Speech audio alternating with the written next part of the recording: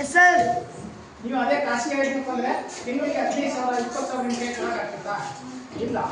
So ಹಾಗಾಗಿ ಈ ಸರ್ಕಾರಿ ಶಾಲೆಗಳನ್ನು ಉಳಿಬೇಕು ಅಂತಂದೇಳಿ ನಮ್ಮ ಸಂಘಟನೆ ಹೋರಾಟ ಮಾಡ್ತೀವಿ.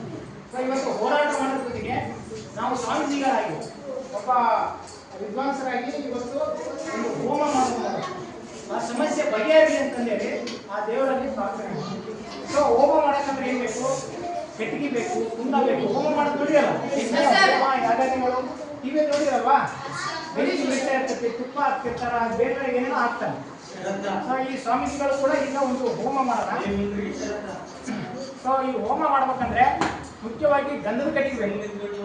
ಸೊ ನಾವು ಚಂದ್ರವ್ರಿಗೆ ಹೇಳಿದ್ವಿ, ಗಂಧದ ಕಟ್ಟಿಗೆ ತಂದಿರ ಅಂದ್ರೆ ಗಂಧದ ಕಟ್ಟಿಗೆ ತಂದಿರಾ? ಓ ಅಂತ ಕೆಲಸ ಆಗೋದಿಲ್ಲ. ಗಂಧದ ಕಟ್ಟಿಗೆ ಸೊ ಗಂಧದ ಕಟ್ಟಿಗೆ ಇಲ್ಲ, ಗಂಧದ ಕಟ್ಟಿಗೆ ಇಲ್ಲ. ಇವಾಗ ನಾವೇನ್ ಮಾಡೋಣ ಅಂದ್ರೆ ಇಲ್ಲಿ ಪೇಪರು ಮತ್ತೆ ಮುಚ್ಚಳ ಇದೆ, ಪೇಪರ್ ಹಾಕಿದರೆ ಅದನ್ನೇ ಇವತ್ತು ಗಂಧದ ಕಟ್ಟಿಗೆ ಅಂತ ಭಾವಿಸಿ ಈ ಒಂದು ಯಜ್ಞ ಕುಂಡವನ್ನು ಪ್ರಾರಂಭ ಮಾಡೋಣ. ಬಟ್ ನಾವು ಯಜ್ಞ ಹಚ್ಬೇಕಂದ್ರೆ ಬೆಂಕಿ ಕಟ್ಟಿಯಿಂದ ಹಚ್ಚಲ್ಲ ಸ್ವಾಮೀಜಿಗಳು, ಬೆಂಕಿಯನ್ನು ಬಿಡಲ್ಲ. ಜೇನುತುಪ್ಪದಿಂದ ಈ ಒಂದು ಯಜ್ಞನ ಮಾಡೋಣ. ಜೇನುತುಪ್ಪದಿಂದ ಒಂದು ಬೆಂಕಿ ಹಚ್ಚೋ ಕೆಲಸ ಮಾಡ್ತೀವಿ. ಯಜ್ಞ ಹಚ್ಬೇಕಂದ್ರೆ ಜೇನುತುಪ್ಪ ತೊಗೊಂಡು ಹಚ್ಚೋಣ. ಸೊ ನಾವು ಜೇನುತುಪ್ಪವನ್ನು ಇದು ಹಿಮಾಲಯದಿಂದ ಭಾಳ ಕಾಸ್ಟ್ಲಿ ಇದೆ, ಭಾಳ ದುಬಾರಿ ಆಗಿರ್ತಕ್ಕಂಥ ತುಪ್ಪ ಇದು. ಇದನ್ನು ತೊಗೊಂಡ್ಬಂದಿದ್ದೀವಿ.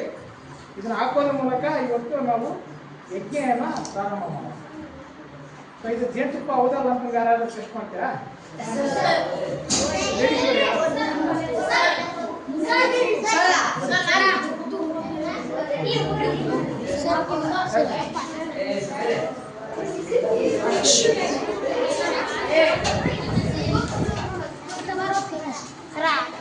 ಜೇನುತುಪ್ಪ ಇದೀರಾ? ಹಾಂ, ಜೇನುತುಪ್ಪ ಅಂತ ನೋಡಿ, ರೆಡಿ ಜೇನುತುಪ್ಪ ಅಂತೇಳಿ ಹೇಳಿದ್ರೆ ಆಗಲ್ಲ ಜೇನುತುಪ್ಪ. ಓಕೆನಾ?